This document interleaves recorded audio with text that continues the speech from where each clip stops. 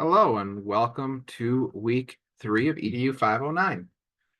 Good work so far. I am currently working on grading the stuff from week 2, so hopefully I will have that back to you by the middle of the week for sure. Hopefully today if I can really get into it. Assignment 1 is done.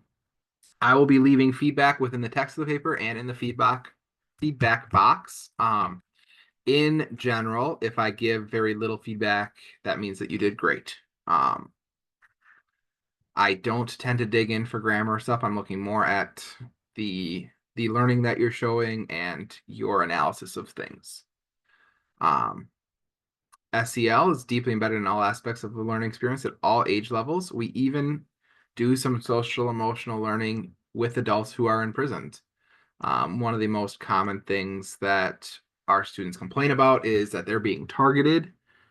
This is just an example. And I, as the principal, get to explain, no, you're not being targeted if you're making yourself a target. If I stand in the middle of the room, do jumping jacks, and scream, I'm not being targeted.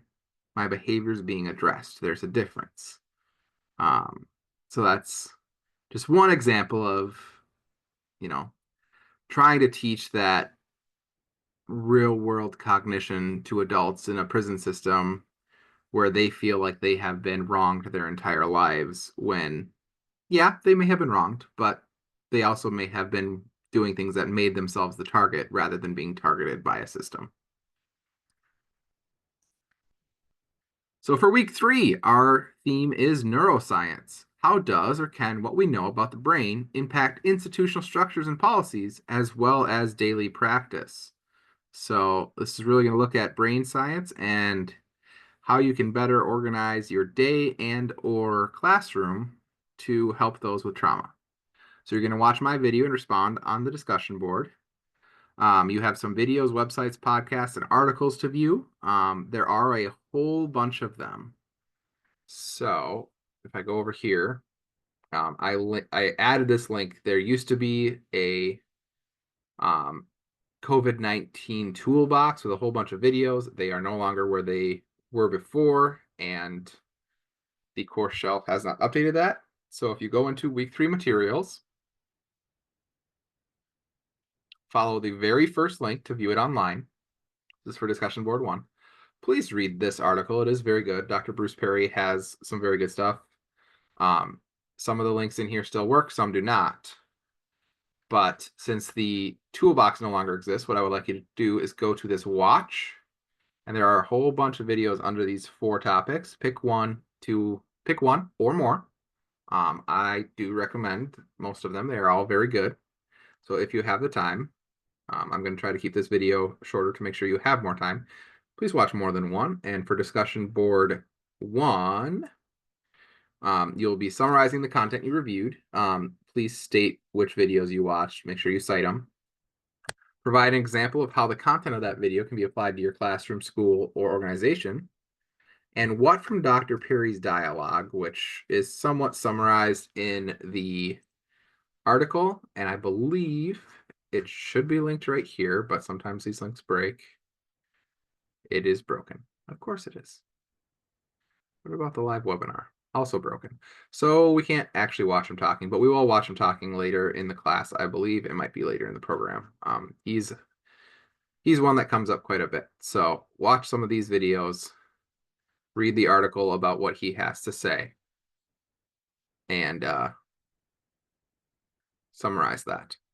Discussion board number 2. As you peruse our week 3 course readings list, which is more of a sampling, please review in depth what Dr. Bessel van der Kolk shares about children who have experienced trauma and the aftermath of shame or guilt.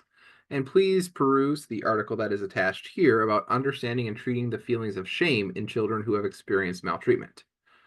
Post 3 suggested interventions, either from things you've read or your own designed interventions to understanding and treating the feelings of shame in children who have experienced maltreatment. Please dialogue with 2 cohort colleagues on both of these discussion board posts. And then it is time to start planning for assignment 2, which is an organizational mission and vision. You are going to identify organizational systems, policies, and procedures in place that support the concept of being trauma informed.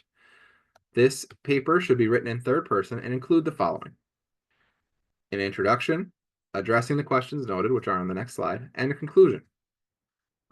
It does need to be APA 7 with a cover page and a reference page that are not included into the 2 to 3 pages of written content. Please make sure you have headings and text citations and that reference page, all following the APA guidelines. One thing to note, make sure that your cover page and reference page are on their own pages. They should not have any other text on them. So the cover page should be a full page, and the reference page should start on the top of a page, and it can be as many pages as needed to cover all your references. So the content of this is: how does the mission or vision of the organization guide their response to student/client trauma? So ideally, you're going to review your own organization or school. What resources are available to teachers, staff, faculty, and/or organizational leaders to recognize and respond to those impacted by traumatic stress? Remember, we're not going to use first person, so ideally you will find this on their website, or instead of saying, I have seen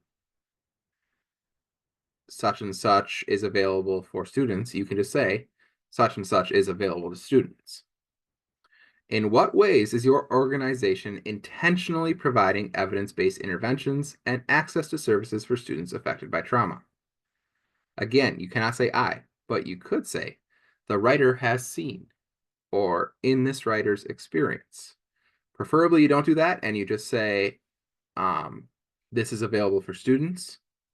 But if you really feel that you need to say, like, the classroom being studied or in the writer's classroom, just do not say I or my. Identify any gaps in the organizational structure that might be potential barriers to being trauma responsive. And if there are any gaps in the system structure, what recommendations do you suggest to bridge them? Our question for this week is: after reviewing the readings this week and the videos, what is one aha moment about brain research and your students that you had? If it is something from earlier readings, that is fine. Have a great week. I look forward to reading all of your first assignments and continuing to work with you in your discussion boards.